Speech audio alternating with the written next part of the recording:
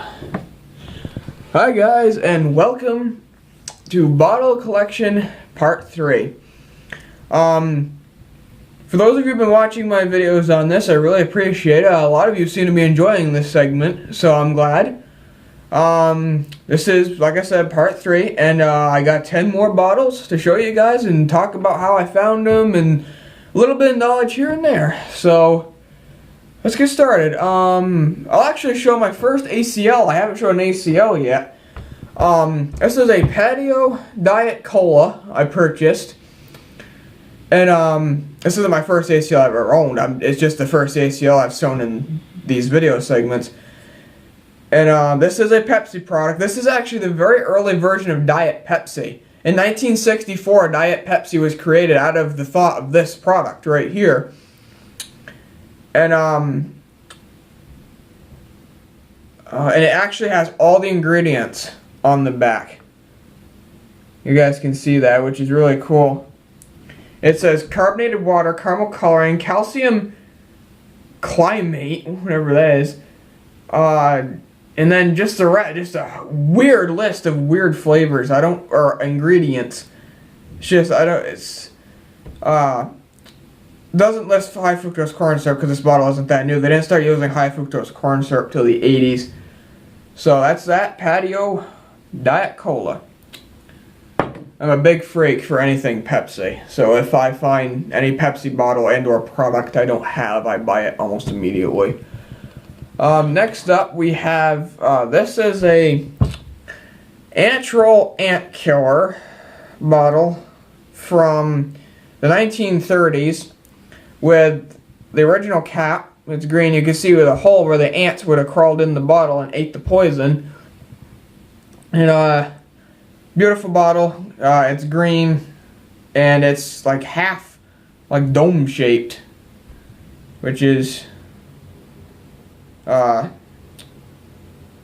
of unusual. These retail for about maybe $25 if you're lucky. They're not very expensive, but very good bottle to find. If you want these, look in your 30s and 40s dumps.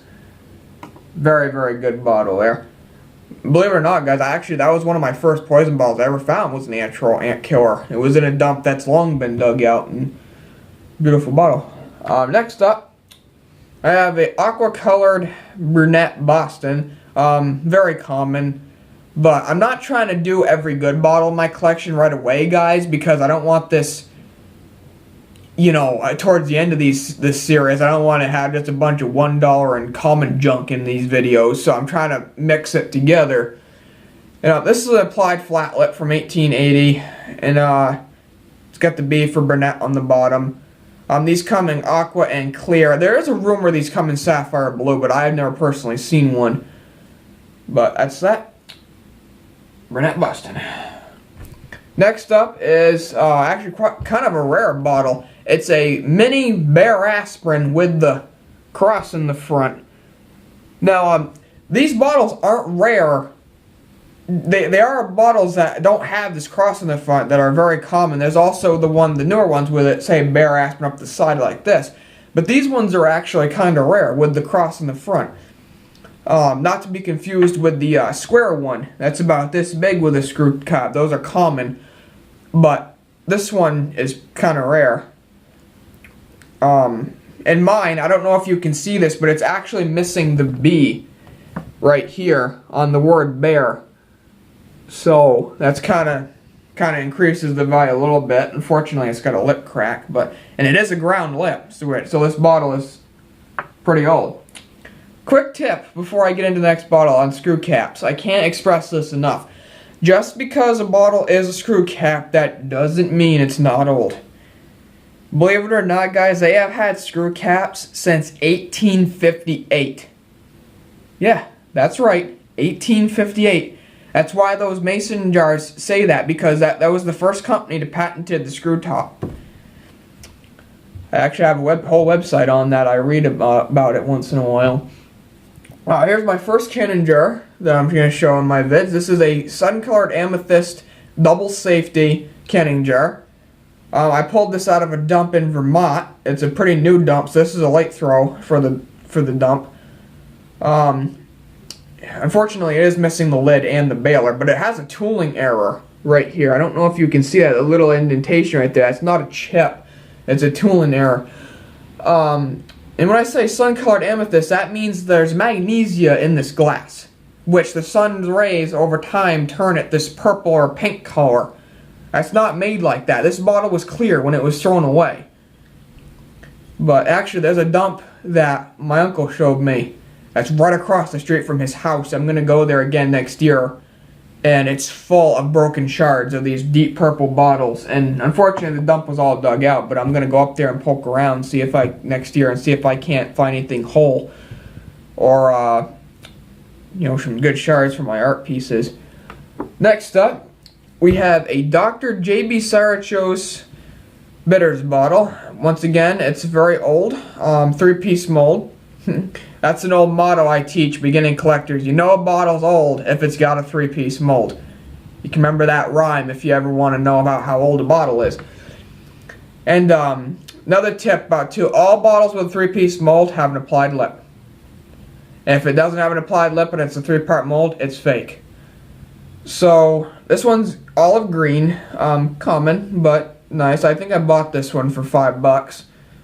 I just didn't have one at the time, so I just decided to pay the $5 and get it. I don't know, because these bottles they're on a teeter-totter. One day they're $20, the other day they're $2.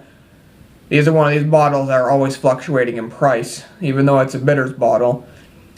And once again, it's got that famous dot on the bottom. Next up, we have, this is a gift from a very special friend. It is a Felix J. Quinn soda water manufacturer, Halifax, Nova Scotia. And I just noticed it's missing the E on the word manufacturer. I'll show you that right there. There's no E in between the R and F. I just noticed that. But this is a very, very special gift from a friend of mine, and I'm so glad that I'm drawing a blank. I forget what I was going to say. I'm so glad I have this, and it's on my special shelf with all my special bottles. Beautiful, beautiful bottle, and it's a Hutch, which is one of the best bottles I like to collect. This is called a Hutch, right here. Now, to beginning collectors, a lot of people mistake these for blob tops. A blob top, I'll have to show you guys a blob top in my next video, but this is a Hutchinson Soda. The way these would work is they had a metal baler in the top that was shaped like this, and it's called a gasket stopper. And you could pull it out like this. And that's how these work. These date from 1895 to 1916. So the Hutchinson Soda tops. This is a R.W. Garter, New York. Another applied flat lip, blown in a mold. 1880. Clear bottle. That's pretty much all it says. There's not much to say about that one. So that's that. And next up. These are starting to become collectible. This is a Cott draft-style root beer from about the 70s or 80s. And, these paper-labeled bottles, or styrofoam label they call them. NC Bottles finds a lot of these. He's actually got a video on it. But, these are great for soda bottle collectors because it's a whole new category. There's a lot of different styles and types of these as well. And, a lot of times the company names will be on the caps too, and this one's actually in really good shape for being a styrofoam label. So, that's that. And last but not least for this video, guys, we have a J.F. Howard, Boston, Mass. Little sample mini-me. The normal size J.F. Howards, if you guys have seen my videos, the normal J.F. Howards are freaking junk. So there's millions of those. And this is a true story, guys. This is really funny. I was on a dig at the Heaven Hole one time, and I literally found 15 of those J.F. Howards on one dig. One dig! And that's how common those are. It's just, I find so many of those. And in fact, I found one on my very last dig too that was off camera. And it's crazy. But anyway, these are actually salad dressing bottles, the J.F. Howard Company. But it was a Heinz and Curtis Brothers competitor.